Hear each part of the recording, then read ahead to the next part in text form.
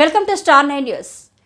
అనకాపల్లి జిల్లా చోడవరం నియోజకవర్గం ప్రజా తీర్పును గౌరవిస్తాను. వైసీపీ మాజీ ఎమ్మెల్యే కరణం ధర్మశ్రీ ఎన్నికల్లో ఇంతలాగా ఓటమి పాలు అవ్వడానికి కారణం క్రింద కేడర్ కార్యకర్తలు మనస్ఫూర్తిగా పనిచేయకపోవడం.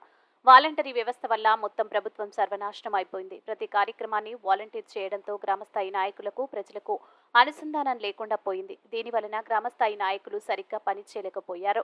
ఇదే కాకుండా సమస్యల్ని సీఎం దగ్గరికి తీసుకెళ్దాం అని మేము వెళ్తే అక్కడ మాకు సీఎం చుట్టూ ఉన్న ఆర్థిక సలహాదారులు మమ్మల్ని వెళ్ళనివ్వలేదు. సీఎంకి చెప్పుకునే సమస్యల్ని వీళ్ళకే చెప్పవలసి వచ్చేది. మేము చెప్పినా అమలయ్యేవి కావు. ఇలాగా చెప్పుకుంటూ పోతే ఎన్నో విశేషాలున్నాయి. మేము ఈ ప్రభుత్వాన్ని స్వాగతిస్తున్నాం. ప్రజలందరికీ న్యాయం చేయాలని, సంక్షేమ పథకాలన్నీ కూడా అందేలా చేసే రాష్ట్రాన్ని అభివృద్ధి పందాలో నడిపించాలని కోరుతున్నాం. ఎవరైతే ఫిట్ అవుతారో వాళ్ళకి మాత్రమే తప్ప మిగిలినటువంటి వాళ్ళకి ఎవరైనా పరిస్థితి ఉందని ఐపీకి ఇచ్చిన డైరెక్టర్ వల్లే పార్టీ నమ్మిన వాళ్ళు కూడా న్యాయం చేయలేని పరిస్థితి అయిపోయింది.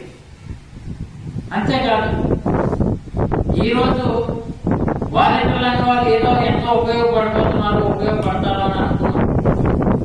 ఆ వాలంటీర్లు ఎంతవరకు అంటే పెన్షన్లు పంపిణీ చేయడం వరకే ఉపయోగపడ్డారు తప్ప మిగిలిన కార్యక్రమాలన్నీ ఆ సొంత పనుల వాళ్ళు చేసుకోవడం. పార్టీ పనికి అయితే మాత్రం ఏ ఒక్క వాలంటీర్ కూడా ఎవరో నాకు ఇక్కడ సుమారు 1500 మంది చోడవరం నియోజకవర్గం వాలంటీర్లు ఉంటే నిబంధనతో పనిచేసిన వాళ్ళు బ్యాంకులో 100 మంది ఉంటారు. 1400 మంది ఏ వాలంటీర్ కూడా పార్టీకి ఒక రకంగా వ్యతిరేకంగానే చేశారు. 2 నుంచి జీతాలు ఏమనగానే ఇంకొకటి ఇస్తాడు, ఎవరో వస్తే ఇంకొకటి 10,000 ఇస్తానని చెప్పేసి వాళ్ళు పిలిచిన అసలు రావడానికి పరిస్థితి అయిపోయింది. అంటే వాలంటీర్ని సేవా తత్వాలతో ఉపయోగించుకున్నా ఆ రోజు ముఖ్యమంత్రి గారు తప్పలేదు. పార్టీ కార్యకర్త ఎవరున్నారో అన్ని అపాయింట్ చేసుకోమన్నారు. కానీ మధ్యలో నిబంధన పెట్టారు. 10th class qualification, intermediate qualification. వీళ్ళు ఏం చేశారంటే రాజకీయ పరంగా ఎన్నో అవసరాలు వస్తే మళ్ళీ మనకు అవకాశం ఇవ్వాలని కావాలని దూరం అయిపోయిన పరిస్థితి వాలంటీర్లు ఉన్నారు.